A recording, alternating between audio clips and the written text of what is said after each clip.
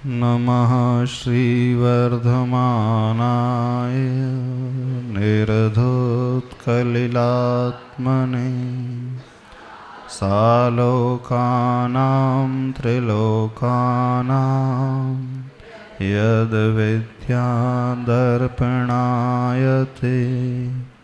देवादिदेव 1008 श्री पार्श्वनाथ भगवान की, देवादिदेव 1008 श्री वर्धमान स्वामी प्रभु की, पूज्याचार्य प्रवर श्री समंत भद्र स्वामी जी की, संत श्रोमणी आचार्य भगवान गुरुदेव श्री विद्यासागर जी महाराज की, आचार्य प्रवर श्री समय सागर जी महाराज की।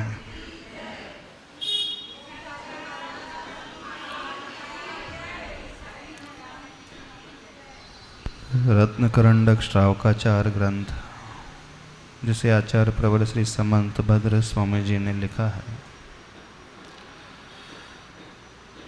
उस ग्रंथ में श्रावक का जीवन कैसा होना चाहिए, उसका आचरण कैसा होना चाहिए, सांगोपांग वर्णन उन्होंने किया है। ए से लेकर जेड तक, नीचे से लेकर ऊपर तक की यात्रा का,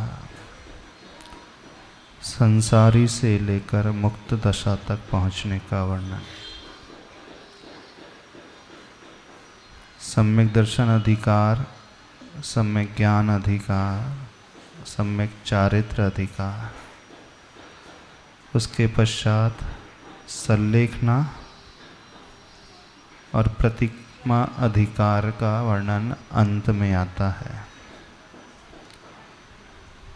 आपने वैसे पूरा श्रावकाचार तो पढ़ ही लिया होगा,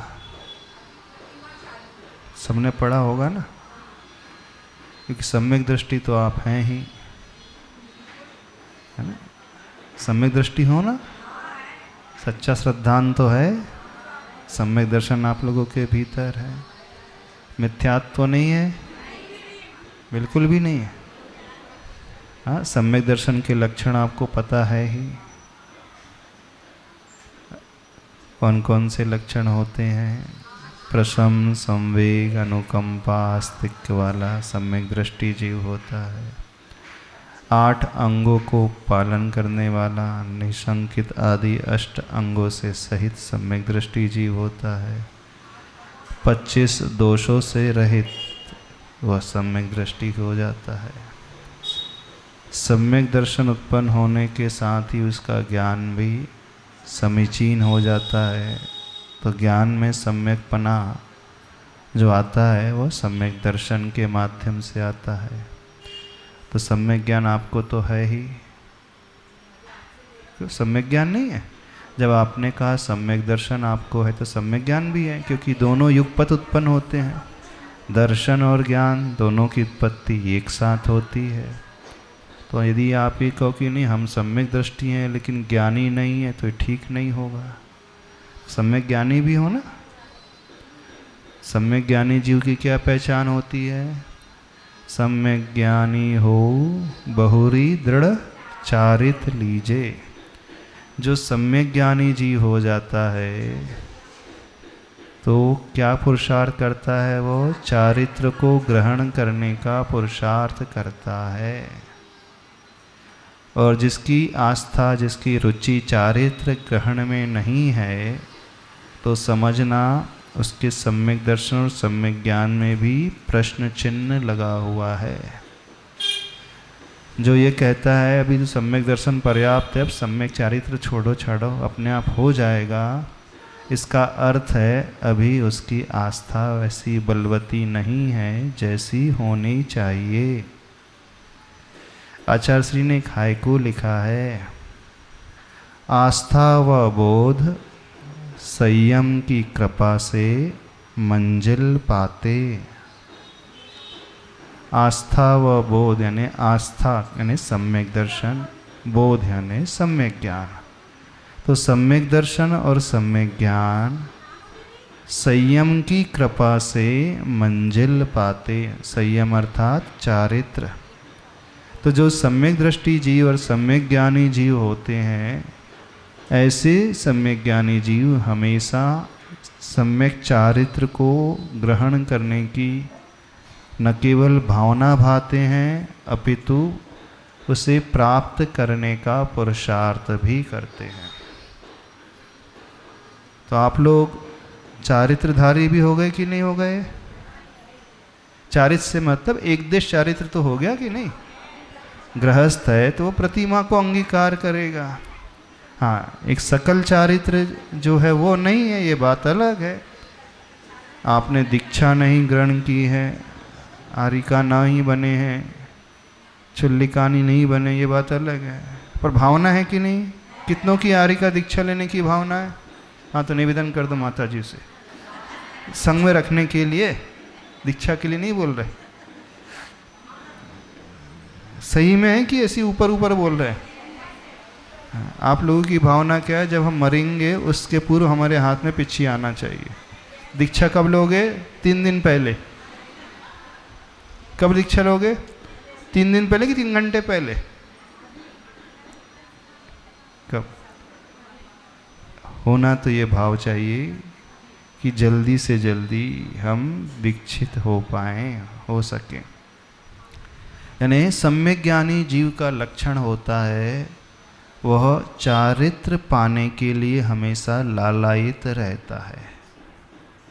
तो जो चारित्र को पाने की इच्छा हमेशा करता ही नहीं है, पुरुषार्थ भी करता है किसी तरह मैं व्रत को ग्रहण करूं। ठीक है, दीक्षा तो बड़ी बात हो गई। गृहस्थ रहते हुए, घर में रहते हुए वह यह पुरुषार्थ अवश्य करता है कि मैं कम से कम प्रतिमाओं को अंगीकार कर लूं। तो कितने लोगों की प्रतिमा है यहाँ पे? बस इतनी ही महिलाओं की प्रतिमा है। बाकी क्या है? सुनने वाले हैं सब। प्रवचन सुनना है, प्रतिमा विज्ञान के बारे में सुनना, सम्यक चारित्र अधिकार, संलेखन अधिकार, प्रतिमा अधिकार, इसके बारे में सुनना है। और 12 वर्षीय जो है पाठ्यक्रम, उसमें अभी आपका ये विषय है रत्नकरंडक श्रावकाचार, तो उसकी परीक्षा देने के लिए आपको पढ़ना है। यही है ना? क्यों स्वाध्याय करना चाह रहे हो?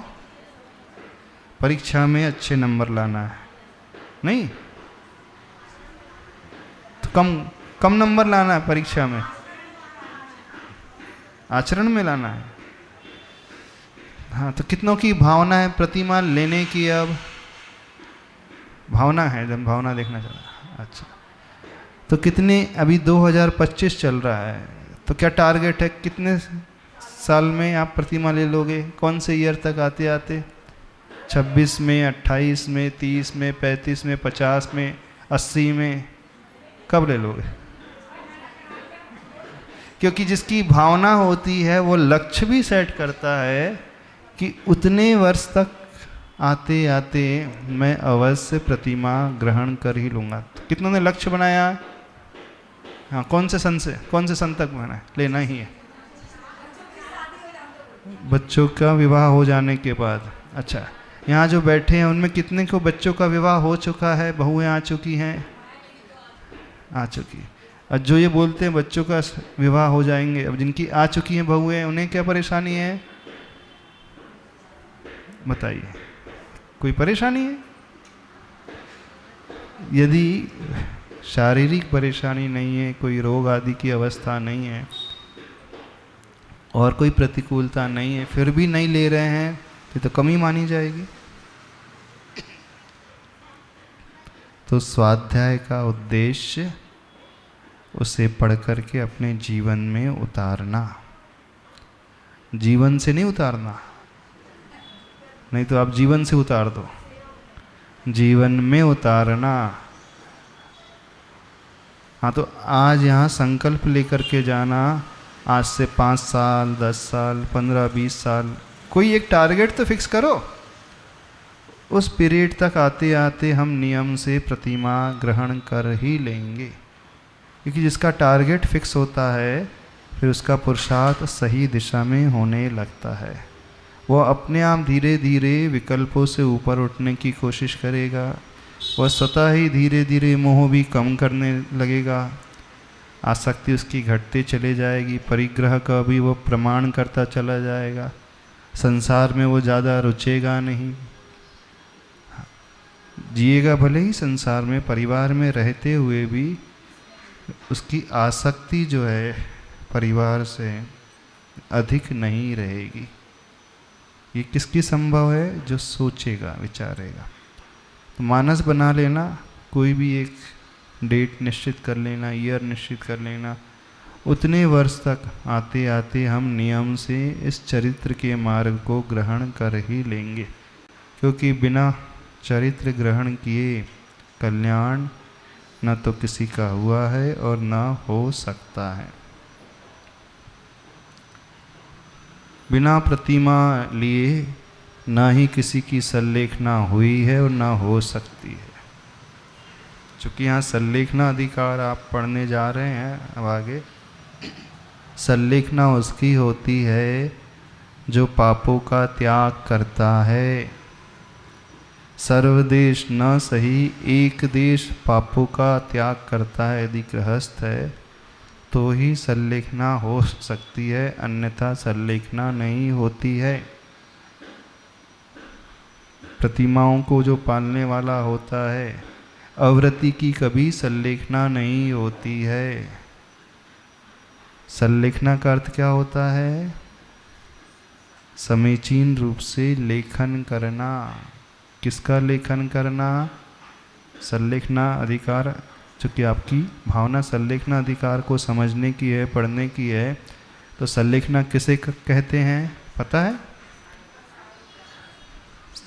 संलेखना का अर्थ क्या? मरना। तो संलेखना का अर्थ है भोजन पानी का त्याग कर देना, घर बार छोड़ देना। संलेखना का अर्थ है सत लेखन, समीचीन लेखन। क्या लेखन? समीचीन क्रश करना। क्या क्रश करना? काय को और कषाय को क्रश करना। तो कषाय को क्रश करने का अभिप्राय क्या हुआ? वो अपने मोह को क्रश करेगा, मोह को घटाएगा। मोह को घटाएगा अर्थ क्या हुआ? जो उसकी आसक्ति है परिग्रह से, परिवार से, बच्चों से और नाती पोतों से, उनसे वो आसक्ति कम करेगा। तो आप लोगों की भावना है आसक्ति कम करने की, क्योंकि मोह अर्थात कषाय क्रश तब होती है वो छोड़ेगा, उस ममत्व के भाव को त्यागने की कोशिश करेगा। अब जिसका ममत्व भी नहीं छूट रहा है तो उसकी संलेखना कभी हो ही नहीं सकती। तो संलेखना में दोनों को ही क्रश करना है। शरीर को क्रश करना, इसका अर्थ यानी कि छिलनी से छीलना है। जैसे नारियल की किसनी होती है ना, क्या बोलते, किसनी बोलते? तो अपनी चमड़ी को क्रश नहीं करना, छीलना नहीं है। जो शरीर में एक्स्ट्रा फैट है ना, उसे घटाना है। तो एक्स्ट्रा फैट कैसे घटेगा? जिम जाने से, तो वर्कआउट करने से कैसे घटेगा? हाँ, एक्स्ट्रा फैट दो तरीके से घटता है। एक तो वह संचित ही ना हो पाए एक्स्ट्रा तरीके से, प्लस जो जमा हो गया है उसे हम बर्नआउट करें। तो संचित कब होता है? जब अधिक मात्रा में वो भोजन करता है, जिह्वा इंद्री का लोलुप होकर के भिन्न भिन्न व्यंजनों को चाहता है। तो जिसकी आसक्ति रसना इंद्री में रहती है, वह व्यक्ति कभी भोजन को त्याग नहीं कर सकता। तो भोजन पूरा नहीं त्याग करने कह रहे हैं, सर्वप्रथम वह अभक्ष भोजन को त्यागेगा। फिर हम कह रहे हैं भोजन त्यागने का उद्देश्य यहाँ पर है ही नहीं, यहाँ पर भोजन के प्रति जो ममत्व है, लालसा है, खाने की तीव्र इच्छा है, उसे छोड़ना। लेकिन जीभ है कि मानती नहीं, जीभ है कि नहीं मानती नहीं, कि दिल है कि मानता नहीं? कौन नहीं मानता? आपकी जीभ नहीं मानती कि दिल नहीं मानता? हाँ, वो एक ऐड आती थी ना, जी ललचाए रहा ना जाए, है ना, बिना खाए रहा ही ना जाए। तो सबसे कठिन है रसना इंद्री को जीतना। जो रसना इंद्री को नहीं जीत सकता उसकी संलेखना कभी नहीं हो सकती। तो रसना इंद्री को जीतने को तैयार हो, क्योंकि रसना इंद्री के वशीभूत होकर के ही व्यक्ति अभक्ष भी खाता है, अथवा भक्ष भी एक्स्ट्रा खाने लगता है, अथवा उसे रोज रोज नए नए व्यंजन चाहिए, टेस्टी से टेस्टी भोजन चाहिए।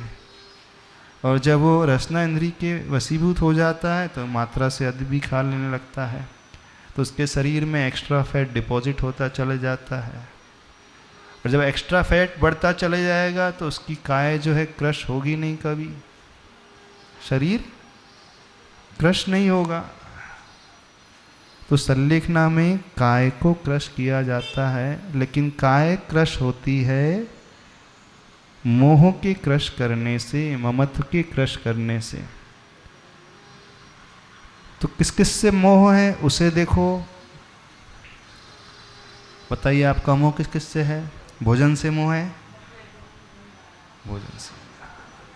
अच्छा, बच्चों से तो मोह है। परिग्रह से भी मोह है ना बहुत। तो परिग्रह के मोह को कम करना है, पति के मोह को कम करना है, बच्चों के पोतों को के मोह को कम करना है। तो जिसका मोह कम होगा वही व्यक्ति 12 प्रकार के व्रतों को ले सकता है। नहीं है तो व्रत कभी लेगा ही नहीं। इसलिए कई लोग धर्म बहुत करते हैं, स्वाध्याय बहुत करते हैं, सामायिक भी कर लेते हैं, लेकिन उनसे कहो ये त्यागे, बोले ये त्याग व्याग अपने से नहीं होता।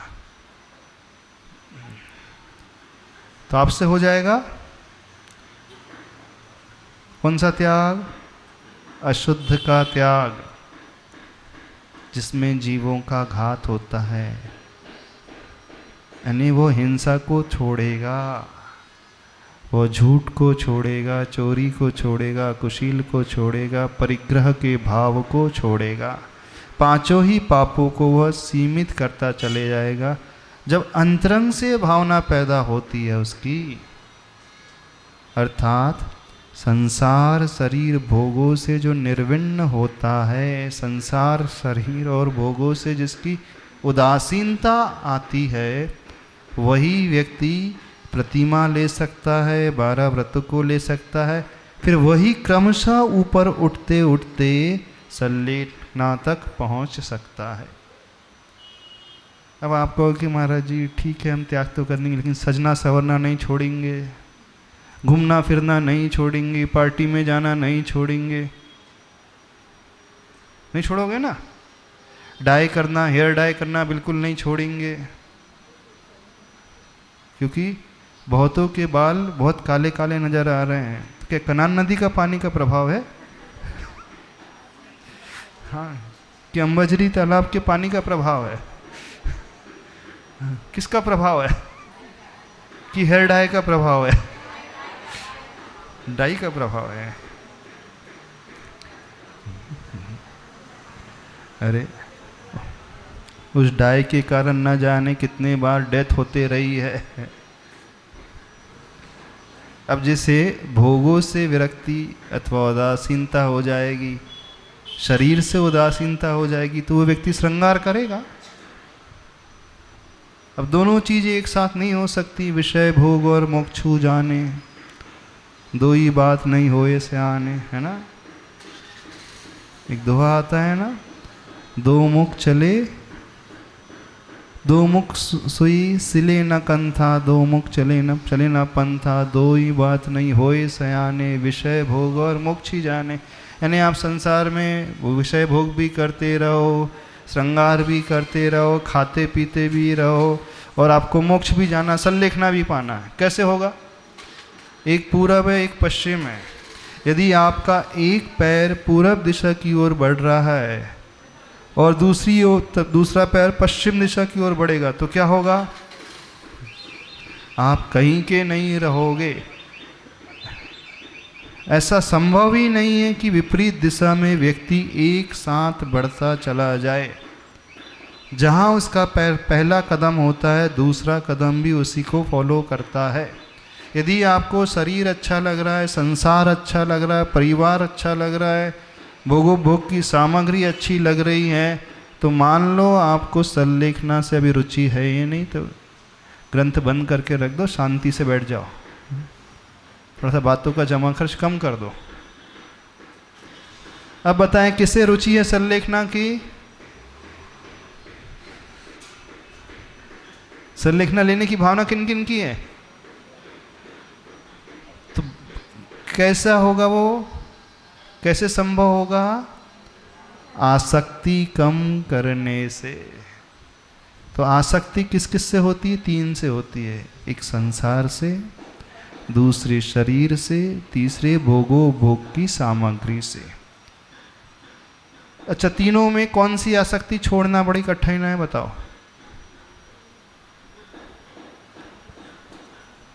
संसार की आसक्ति छोड़ना। संसार मतलब परिवार, संसार मतलब घर संसार है ना आपका, क्योंकि आप गृहस्थ हो तो आपका संसार, आपका परिवार, अथवा राग द्वेष का भाव ही संसार है। तो एक संसार की आसक्ति, परिवार की आसक्ति, एक अपने शरीर के प्रति आसक्ति। शरीर के प्रति आसक्ति का अर्थ क्या होता है? वो मन चाह खाते ही रहता है, पीते ही रहता है, नहलाते ही रहता है, श्रृंगार ही करते रहता है, मेकअप ही करते रहता है, हेयर डाई ही करते रहता है, 24 घंटे फिटनेस सेंटर में जाकर के एक्सरसाइज करता रहता है, प्राणायाम करते रहता है, मॉर्निंग वॉक करता है। बोले क्यों? शरीर फिट रहना चाहिए। शरीर फिट रहना चाहिए, ठीक है, धर्म के लिए भी शरीर फिटनेस की आवश्यकता होती है, लेकिन एक आवश्यकता होती है, भोगों के लिए शरीर को फिट रखा है वो। तो बताइए 3 आसक्ति में सबसे आसान आसक्ति को छोड़ना अथवा कम करना कौन सी है? शरीर, संसार की भोग? बोलो, कौन सी आसक्ति छोड़ना कठिन है या कौन सी आसक्ति छोड़ना का सरल है? बताओ। तीनों में नहीं, परिवार से मोह नहीं है, बच्चों से मोह नहीं है, वो तो कठिन है थोड़ा ना, कठिन है ना, बच्चों से मोह छोड़ना कठिन है। अच्छा, भोगों से छोड़ना सरल है। यानी भोग से मतलब क्या हुआ? 5 इंद्रिय के विषय, अच्छा भोजन, अच्छा देखना, अच्छा सुनना, अच्छा सूंघना, अच्छा स्पर्शन इंद्रिय का विषय। भोग छोड़ना आसान है? भोग से मतलब है रसना इंद्रिय के विषयों से ऊपर उठना, और दूसरा भोग होता है स्पर्शन इंद्रिय का विषय, अर्थात ब्रह्मचर्य को ग्रहण करना। इसे कम कर सकता है व्यक्ति। अच्छा, शरीर के प्रति आसक्ति मतलब शरीर को दिखाना है, संवारना है, प्रदर्शन करना है, अट्रैक्ट करना दुनिया को। और परिवार से तो आसक्ति है ही, तो कौन सी आसक्ति पहले छोड़ोगे आप? भोगोपभोग की, ठीक है। तो फिर भोगोपभोग की आसक्ति छूटेगी तो फिर वो अभक्ष भोजन तो करेगा नहीं, करेगा नहीं करेगा। वो भोजन कौन सा करेगा? मर्यादा वाला, है ना, मर्यादा वाला भोजन करेगा, क्योंकि जो टेस्ट हल्दीराम में मिलेगा वो टेस्ट तो घर में मिलेगा नहीं।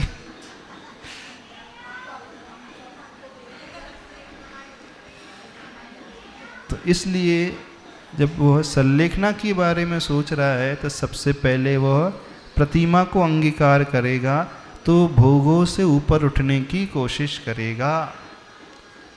तो उठने की भावना है तो ठीक है, जिनकी प्रतिमा नहीं है तो ले सकते कि हम भोजन जो है अमर्यादित नहीं करेंगे, अमर्यादित भोजन नहीं करना, यानी मर्यादा वाला भोजन। मर्यादा का अर्थ है शुद्ध भोजन।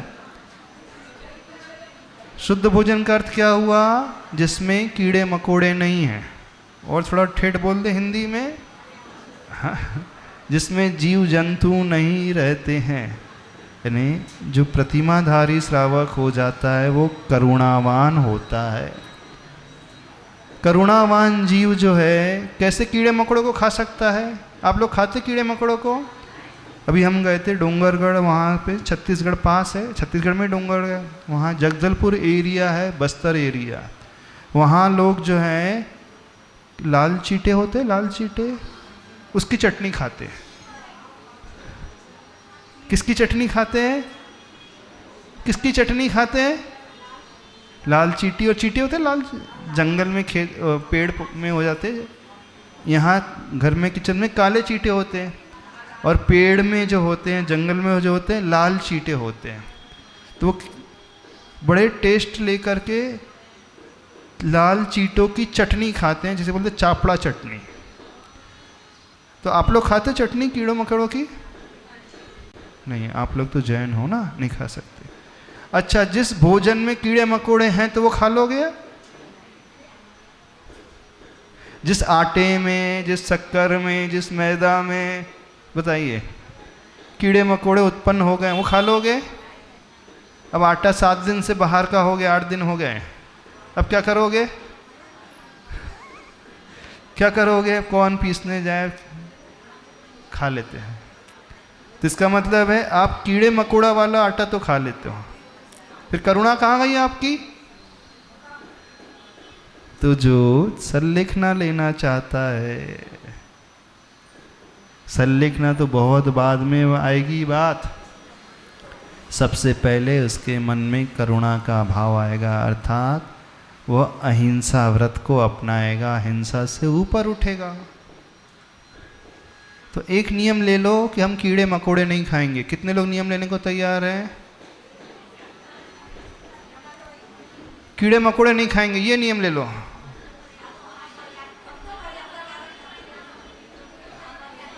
जैसे वहाँ छत्तीसगढ़ में कीड़े मकोड़े की चटनी खाते हैं, आप कीड़े मकोड़े नहीं खाएंगे। कितने लोग नियम लेने को तैयार हैं? तिरुला है, कीड़ा है, मकोड़ा है, चीटा है, चीटी है, और क्या क्या? कितने लोग नियम ले सकते बताओ? कठिन नियम है? नियम कठिन का है, हो लग रहा है। कौन सा नियम कहा हमने? कस्तूर जी, कौन सा नियम कहा बताओ? चीटा, चीटी, कीड़ा मकोड़ा नहीं खाना। हाँ, तो हाथ खड़े करें, कितने लोग नियम लेने को तैयार हैं? अरे हम तो बोले कीड़े मकोड़े नहीं खाना, बस हम मर्यादित की बात ही नहीं कर रहे।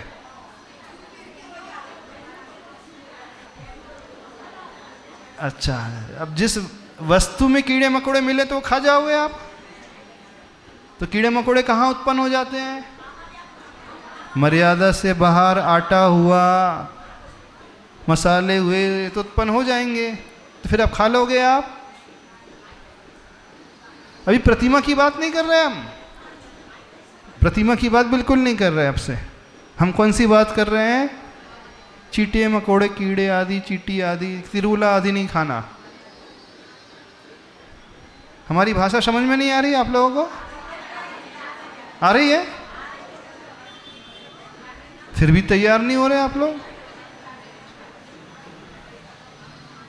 अब कैसे हम आपको समझाएं? कैसे अहिंसा आएगी? यानी संलेखना तो उसकी होती है जो अहिंसा से भरा हुआ होता है, करुणा से भरा हुआ होता है। तो जो भोगों के प्रति आसक्त है वो व्यक्ति कीड़े मकोड़े नहीं छोड़ सकता, नहीं छोड़ पाएगा वो कीड़े मकोड़े।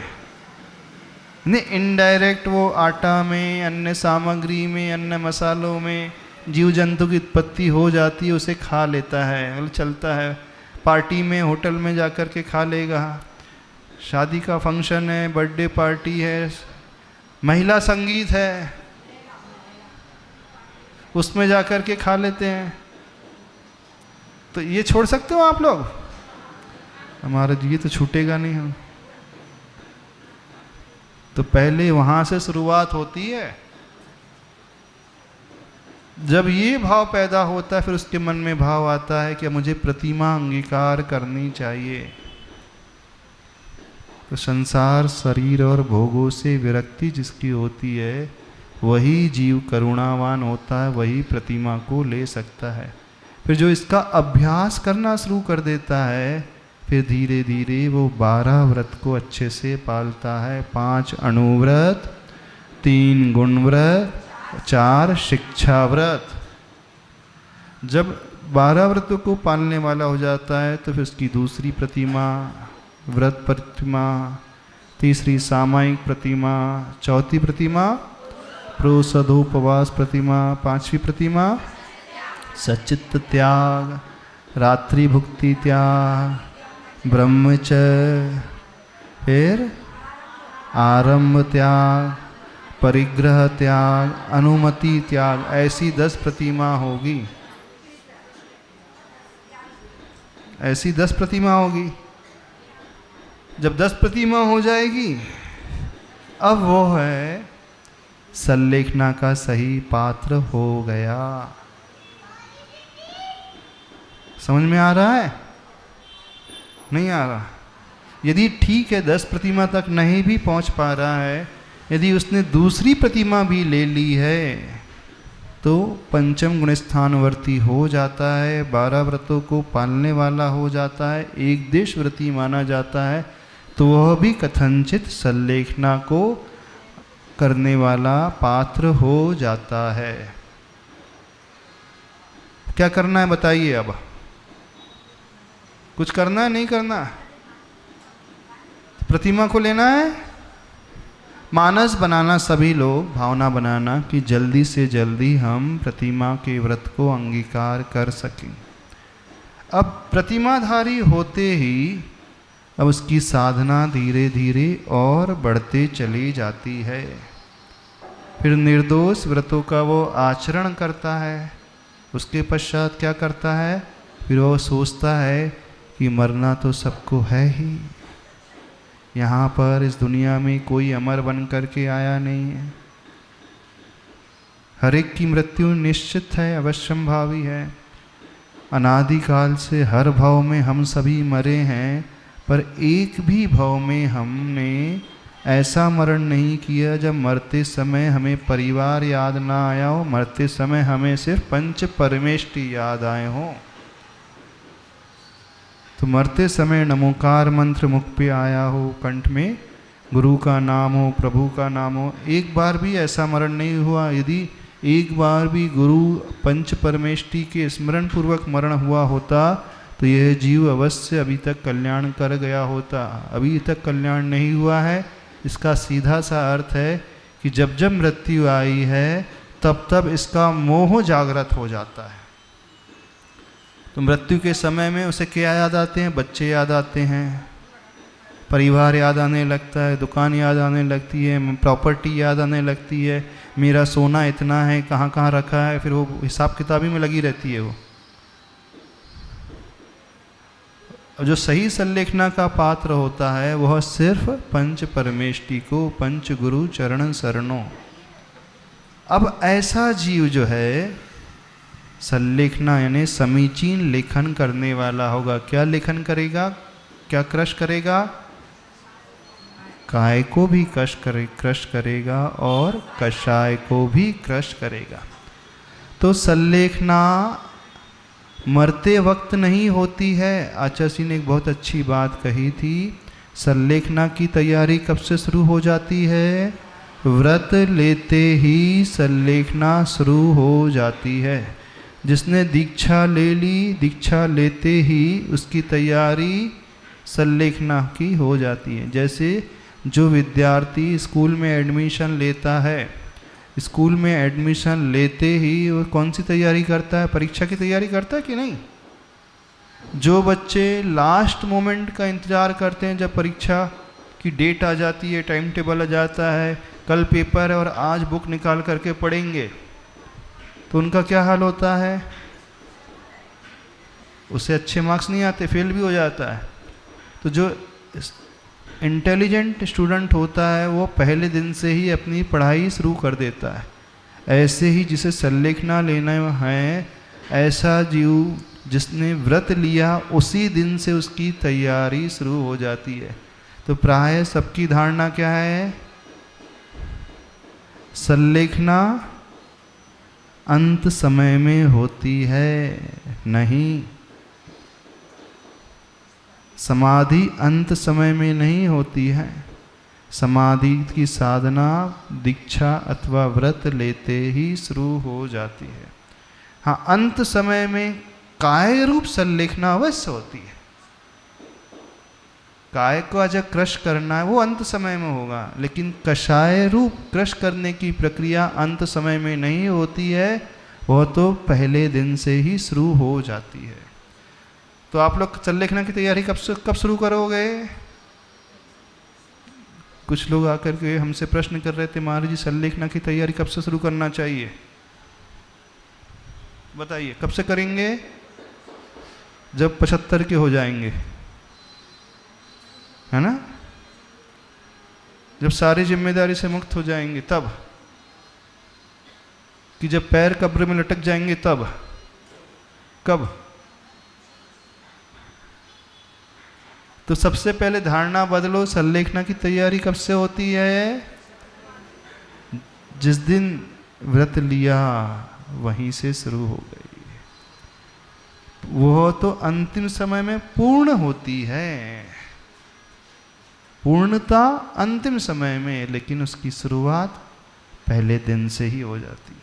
तो जो ऐसी जागृति बना करके रखता है वही व्यक्ति अच्छी सी संलेखना कर पाता है। समझ में आ रहा है? नहीं समझ में आ रहा है? तो आपको कब करना है संलेखना?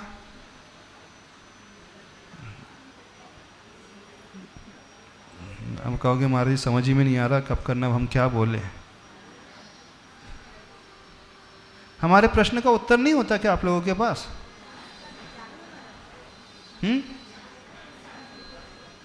क्या बोल रहे? माइक जैसे बोलना थोड़ा सा। क्या बोल रहे हैं? हाँ हाँ आपसे पूछ रहे। संलेखना कैसी होती है? मारणांत कीम संलेखना जोशिता। कंडीशन समझे कौन सी? जोशिता। जोशिता का अर्थ होता है प्रीति पूर्वक, उत्साह पूर्वक अथवा जोश पूर्वक। मरे मरे संलेखना नहीं होती है। हाँ, मजबूरी में संलेखना नहीं होती है, निराशा में डूब करके कभी संलेखना नहीं होती है, डर करके संलेखना नहीं होती है, हाँ, भाग करके परिस्थिति से कभी संलेखना नहीं होती है। उत्साहपूर्वक व्यक्ति परिस्थिति का सामना करता है। भागने वाला उसका सामना नहीं करता, वो तो पीठ दिखाता है। तो संलेखना में पीठ नहीं दिखाई जाती है, वहाँ तो सीना ताना जाता है। आनंद और उत्साह से भर करके उसका स्वागत किया जाता है। यानी संलेखना का अर्थ है जो मरने की तैयारी और प्लानिंग बड़े अच्छे से करता है।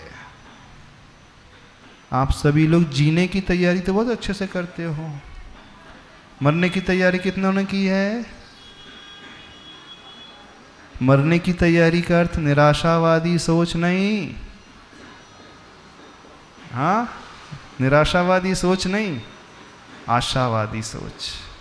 आशा से भरा हुआ, जो घबराता नहीं है वही संलेखना कर सकता है। जो रोगों से डरता नहीं है वही संलेखना कर सकता है। जिसके मन में विकल्प नहीं आता, यदि मुझे कोई बीमारी हो गई तो क्या होगा? आप लोगों को क्या डर लगता है? मान लीजिए यदि हमें कोई बीमारी हो गई, कैंसर हो गया तो, लकवा लग जाए तो, हार्ट अटैक हो जाए तो क्या होगा? क्या होगा बताओ? चाहे जो हो, जैसी परिस्थिति हो, हर परिस्थिति का सामना करने के लिए साधक जब तैयार होता है तो उसकी संलेखना होती है।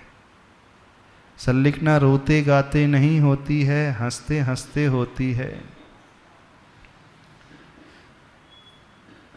हंसता हुआ जो जाएगा वो रोते हुए आते हैं सब। जब हमारा जन्म होता है तो हम कैसे रहते हैं? हर बच्चा जन्म के समय रोता है, रोता है ना? तो रोते हुए तो सभी आते हैं, लेकिन जो हंसता हुआ जाता है उसी की संलेखना होती है। सत्य यह है, यानी मरते समय कोई घबराहट नहीं, मरते समय आंखों में आंसू नहीं, मरते समय स्माइलिंग फेस, प्रसन्नता से भरा हुआ चेहरा, कोई चिंता नहीं, निश्चिंतता से भरा हुआ चेहरा, उसकी संलेखना होती है। भोजन छोड़ने का नाम संलेखना नहीं है कभी, उपवास करने का नाम संलेखना नहीं है। आचार्य प्रवर उमा स्वामी जी ने क्या लिखा है? सबसे मेन कंडीशन उन्होंने लिखी है, मारणांतिकीम संलेखना जोशिता। यदि जोशिता शब्द गायब तो उसकी संलेखना है ही नहीं। और सबसे ज्यादा डर सबको किससे लगता है? मरने से। हाँ, मृत्यु का भय बहुत बड़ा भय होता है। अच्छा, कितने लोग मरना चाहते हैं?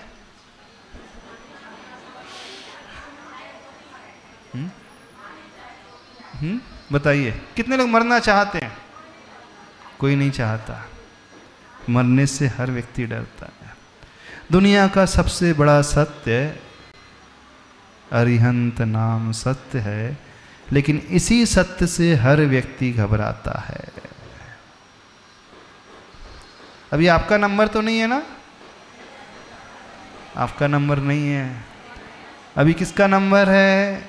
जो सबसे ज्यादा उम्र दराज बैठी है महिला, उसका नंबर है ना? सबसे ज्यादा वयोवृद्ध कितने? शीतल जी कितनी उम्र हो गई? 81। तभी सबसे पहले आपका ही नंबर है।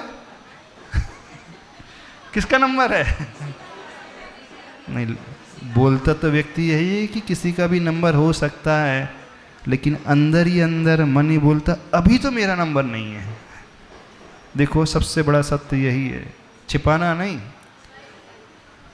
अभी लगता है ना, यहाँ से हम घर जाओगे, शाम को भोजन बनाओगे, कल क्या क्या बनाना है, लगता है ना कल भोजन में क्या बनाना है?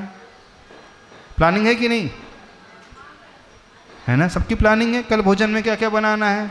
इसका मतलब है विश्वास तो नहीं है ना आज मर जाओगे आप। जिसका विश्वास होगा वो तो यह सोचेगा कि हो सकता है मैं एक कदम यहाँ से बढ़ाऊं और यहीं हार्ट फेल हो जाए। तो हो सकता है कि नहीं हो सकता है? आप मंदिर में जाए दर्शन करने, हो सकता है उसी समय हार्ट फेल हो जाए, घर तक भी ना पहुंच पाए और हार्ट फेल हो जाए। किसी के साथ भी कुछ भी हो सकता है। तो आपका नंबर कब है? तो संलेखना उसकी होती है जो हमेशा तैयार रहता है उत्साहपूर्वक मरने के लिए। वही व्यक्ति अच्छे से संलेखना कर सकता है। रहस्य की बात बता रहे हैं, इसे नहीं समझता कोई व्यक्ति। सिर्फ आप श्लोक याद कर लोगे, उपसर्गे दुर्भिक्षे जलसृजायाम च निप्रतीकारे धर्माय तनु विमोचन माहु संलेखना मार्या। सबको याद हो गया ना? हाँ, सबको याद है। कब लेना है?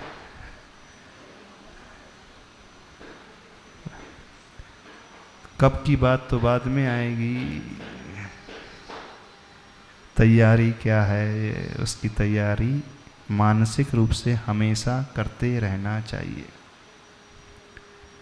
तो कंडीशन उत्साह वाली है, जोश वाली है, प्रीतिपूर्वक है, निर्भय होकर के की जाने वाली जो भावना है, संसार की वास्तविकता को स्वीकारने वाली भावना है। यदि आपका मानस यह है, ऐसा है, तो मानना फिर आप संलेखना कर पाओगे। अदरवाइज बातों का जमा खर्च है और कुछ नहीं है। बड़ा कड़वा सत्य कह रहे हैं। आप भी यहाँ सिर्फ पढ़ने के लिए आए हो, करने के लिए कोई नहीं आए हैं। आपने कहा था महाराज जी संलेखना अधिकार पढ़ाना है, यही कहा था ना? बोले क्यों? बोले श्रावकाचार कोर्स में रखा है तो वो अच्छा अभ्यास हो जाएगा। परीक्षा अप्रैल में परीक्षा है ना? हाँ, तो वही तो बोले, तो 13 अप्रैल को परीक्षा है तो तैयारी पहले से हो जाएगी इस कारण। तो आपका उद्देश्य क्या है? परीक्षा। करना तो किसी का उद्देश्य है ही नहीं। जिसका करने का उद्देश्य होगा वह मानस बनाएगा। तो हिम्मत है आप में स्वीकारने की, मृत्यु को स्वीकारने का हिम्मत, उसका साहस है? अंदर से बोलना, कितनों को साहस है? अंदर से साहस है, नहीं हम स्वीकार लेंगे, मृत्यु को स्वीकारेंगे, सहर्ष स्वीकारेंगे, हंसकर, खुश होकर, मुस्कुराकर, हंसते हंसते। किस किस की हिम्मत है बताएं, हाथ खड़े करें। कोशिश, ये तैयारी सबसे पहली होना चाहिए, क्योंकि यही मानसिकता उस व्यक्ति को बहुत मजबूत बनाती है। अन्यथा वो यहाँ कितना भी कुछ कह ले, जब वो क्षण आता है ना अंतिम समय का, उस समय घबराहट होने लगती है अच्छों को।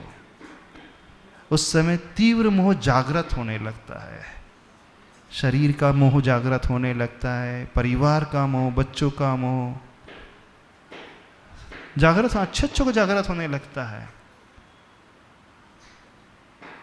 तो धारणा पहले से बननी चाहिए। तो बनाओ ऐसी धारणा, कोशिश करना। हाँ, उसका सबसे बड़ा बेनिफिट बता दे क्या है? जो व्यक्ति हमेशा मरने की तैयारी करते रहता है, उसे बीमारी या तो आती नहीं, और आती तो जल्दी ठीक हो जाती है।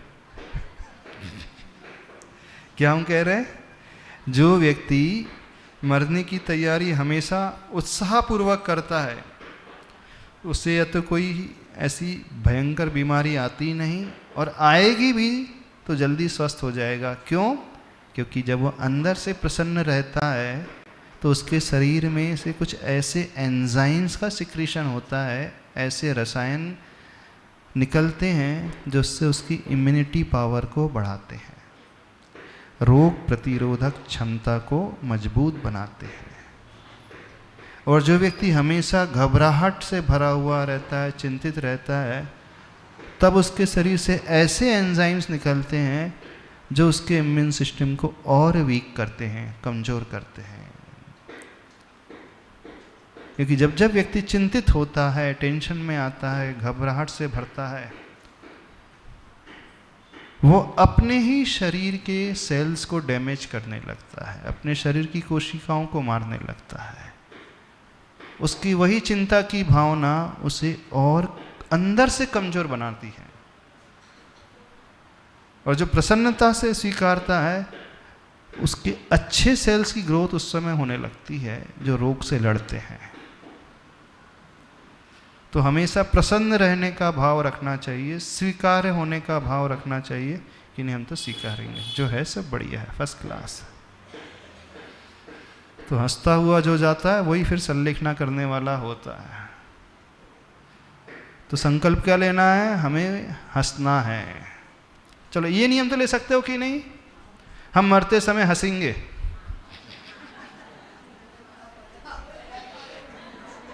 ये नियम तो ले सकते हो कि नहीं?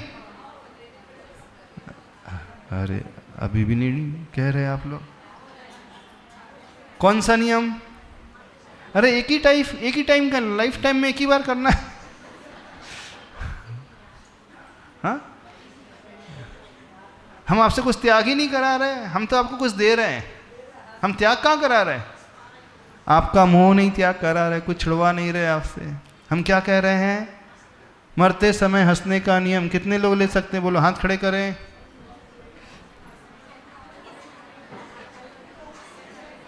यानी भाव भी नहीं बना पा रहे। जब भाव ही नहीं बना पा रहे तो कैसे हंसोगे मरते समय? कैसे उत्साह रहेगा प्रतिमा संलेखना के समय? हाँ, प्रीति कैसे रहेगी, वो उमंग कैसे रहेगी, वो जोश कैसे रहेगा? यानी आपको नियम लेने में भी डर लग रहा है, अभी विकल्प पैदा हो रहा है। हमारे नियम बड़े अजीबो गरीब रहते हैं। पूरे प्रवचन ही ऐसी। क्या अजीबो गरीब भाई, हमने क्या बोल दिया? कठिन, हम कठिन बना रहे हैं कि सरल बना रहे हैं? जो धारणा है अभी आपके मन में बैठी, प्राय सबके मन में गलत धारणाएं बैठी हैं, उन धारणाओं को हम बदलवाने की कोशिश कर रहे हैं। आप सोचो तो सही इस बारे में, नियम तो लो, फिर देखना क्या चमत्कार आपको जिंदगी में देखने मिलेगा।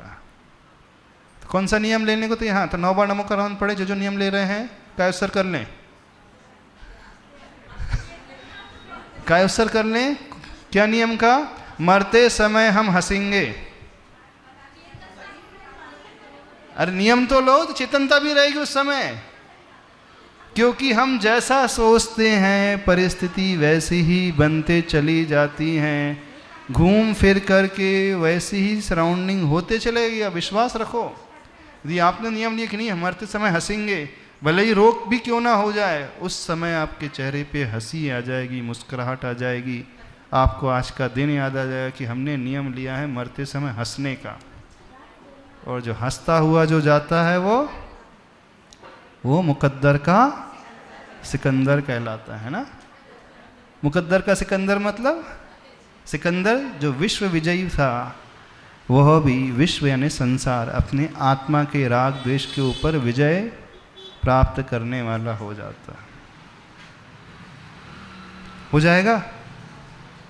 हाँ, हाथ खड़े कर किन किन ने नियम लिया है? नहीं, अभी भी पूरों ने नियम नहीं लिया है। अभी भी आपको डर लग रहा है, महाराज जी कौन सा उठपटांग नियम दिला रहे हैं। अभी तक आपने कौन सा नियम सुना साहब? हंसते हंसते जीना चाहिए, है ना। अरे जब आप संलेखना के विषय में पढ़ने आए तो संलेखना का अर्थ ही है शरीर को भी क्रश करना है और काय को भी क्रश करना है। और क्योंकि ये हम नहीं कह रहे, ये आचार्य उमा स्वामी जी कह रहे हैं, जोशिता। हमारी तरफ से कुछ नहीं है इसमें। हमारी तरफ से क्या है? इसी श्रावकाचार में आएगा, सत्वोत्साह मुदीर्य। सत्व और उत्साह की उदीरना करना है, कंडीशन। आगे श्लोक आएगा इसमें, संलेखनाधिकार पढ़ोगे तो इस ओर ध्यान प्राय किसी का नहीं जाता है। सब बोलते हैं अन्न का त्याग हो गया, घी का त्याग हो गया, रस का त्याग हो गया, इसका त्याग हो गया, 6 रस का त्याग हो गया। लेकिन चिंता का त्याग हुआ, टेंशन का त्याग हुआ, हाँ, भय का त्याग हुआ, इसका तो कोई त्याग ही नहीं करता। तो अंतरंग कारण पकड़ना सीखो लाइफ में। सत्वोत्साह मुदीर्य च जोशिता। तो यही तो नियम हम कह रहे हैं कि मरते समय हंसने का नियम। तो आज का नियम आपको हमेशा याद रहेगा। और नियम ले लिया है, यदि अंदर से लिया हो तो मरते वक्त घूम फिर करके वो याद आ ही जाएगा, मेरा नियम है अंदर से। प्रतिकूलताएं चाहे शरीर में कितनी भी क्यों ना हो, आसपास की सराउंडिंग में क्यों ना हो, आपको वो ज़्यादा प्रभावित नहीं कर पाएंगी। आपके चेहरे में वो मुस्कुराहट उभर करके आ ही जाएगी, वो जागृति अवश्य पैदा हो जाएगी। और उसी जागृति से सहित संलेखना होती है। ठीक है, तो इतना ही रखें। श्लोक कौन सा पढ़ना है? 122। तो वो कल पढ़ेंगे बच्चे से।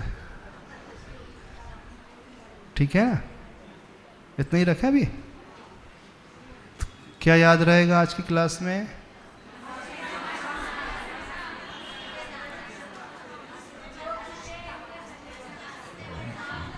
भोग को त्यागना है, शरीर को, संसार को, उसकी आसक्ति को त्यागना है।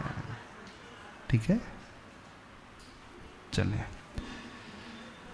बोधि समाधि परिणाम शुद्धि स्वात्म उपलब्धि शिव शौक सिद्धि चिंतामणि चिंतित वस्तुदाने त्वां वंदमानस नमास्तु देवी।